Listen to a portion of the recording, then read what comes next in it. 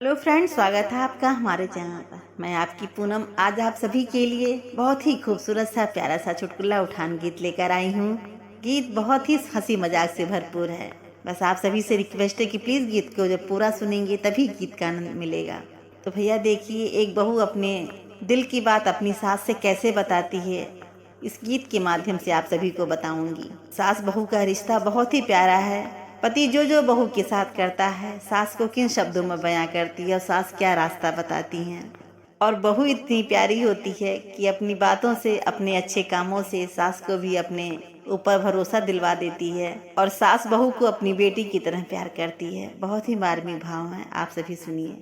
ओ कगवा बोलिया बोले अब का करी, कगवा बोलिया बोले अब का करी, कगवा बोलिया बोले अब का करी। जब हम भइल ने 16 बरस के, जब हम भइल ने 16 बरस के, हो बाबा दिहले गवनवा अब का करी, बाबा दिहले गवनवा अब का करी।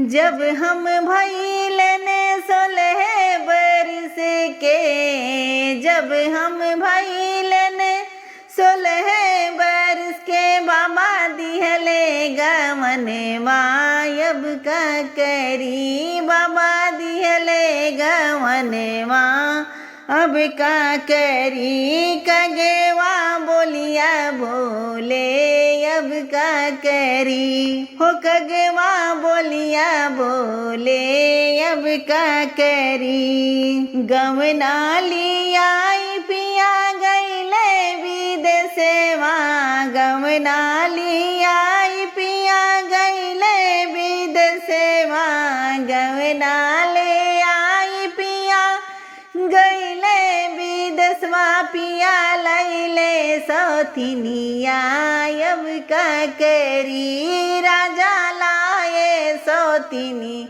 या अब का करी। हो कगवा बोलिया बोले अब का करी, कगवा बोलिया बोले अब का करी, कगवा बोलिया बोले अब का करी। अरे दे तू ना सासू मोरी ढाल तलवरिया, दे तू ना सासू मोरी ढाल तलवरिया, हो दे तू ना सासू मोरी ढाल तलवरिया, तजती अपन परनवा अब का करी, तजिया अपन परनवा अब का करी।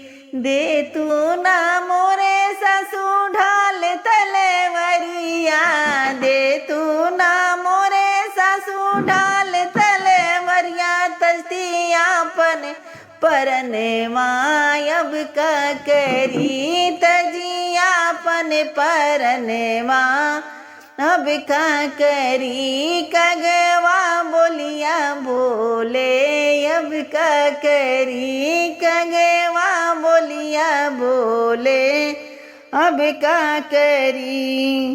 काहे के देबू दुल्हनिया अपन परनवा, काहे के देबू दुल्हन अपन परनवा, चली जात्यूं नहीं हरवा अब का करी, चली जात्यूं नहीं हरवा अब का करी। काहे के देबू दुल्हनिया अपन परनवा, काहे के देबू दुल्हनिया अपन परनवा, चली जात्यूं नहीं हरवा अब का करी, चली जात्यूं नहीं हरवा अब का करी। कगवा बोलिया बोले अब का करी, कगवा बोलिया बोले अब का करी। अरे काहे के जाई सासू अप अपने नैहर माँ काहे के जाई सासू अपने नैहर माँ काहे के जाई ससु अपने नैहर वालों गे मरी है जे तने माँ तब का करी भौजी मरी है जे तने माँ तब का करी। अरे काहे के जाए ससु अपने नैहर माँ काहे के जाए ससु अपने नैहर वालों गे मरी है जे तने माँ तब का करी सब मरी है जे तने माँ तब का करी भौजी मरी है जे तने माँ तब का करी। हो कगवा बोलिया बोले तब का करी कगवा बोलिया बोले अब का करी पिया गईले विदेशवा अब का करी पिया गईले विदेशवा अब का करी। और आइए आप सभी को एक मुखड़ा सुनाती हूँ। जब बहू को बच्चा होता है, बच्ची को कोई पकड़ता नहीं है, तो बहू किन शब्दों में इसका जवाब देती है, आप सभी सुनिए। हो मेरा रोता कुंवर कोई लेता नहीं, मेरा रोता कुंवर कोई लेता नहीं, मेरा रोता कुंवर कोई लेता नहीं। हो अपने बाबा के गोदी वो जाता नहीं, अपने बाबा के गोदी वो जाता नहीं। दादी रानी को टीवी से फुर्सत नहीं, दादी रानी को टीवी से फुर्सत नहीं। मेरा रोता कुंवर कोई लेता नहीं, हो मेरा रोता कुंवर कोई लेता नहीं। हो अपने चाचा के गोदी वो जाता नहीं, अपने चाचा के गोदी वो जाता नहीं। चाची रानी को पार्लर से फुर्सत नहीं, चाची रानी को पार्लर से फुर्सत नहीं। मेरा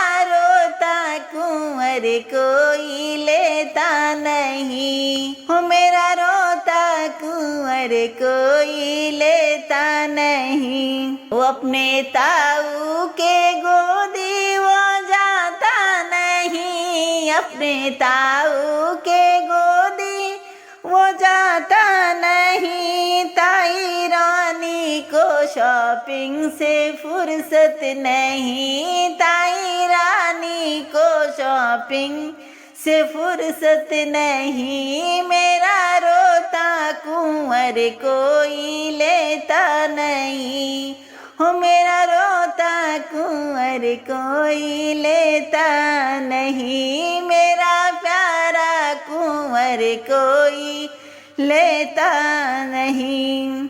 इसी तरह से आप आगे जोड़कर और भी बड़ा बना सकती हैं। अगर गाना पसंद आया हो तो प्लीज़ ज़्यादा से ज़्यादा सपोर्ट करिए, अपना प्यारा आशीर्वाद दीजिए। गीत में कोई गलती हो छोटी बहन समझ के माफ़ करिएगा। मिलती मैं अगले वीडियो में, तब तक के लिए हर हर महादेव।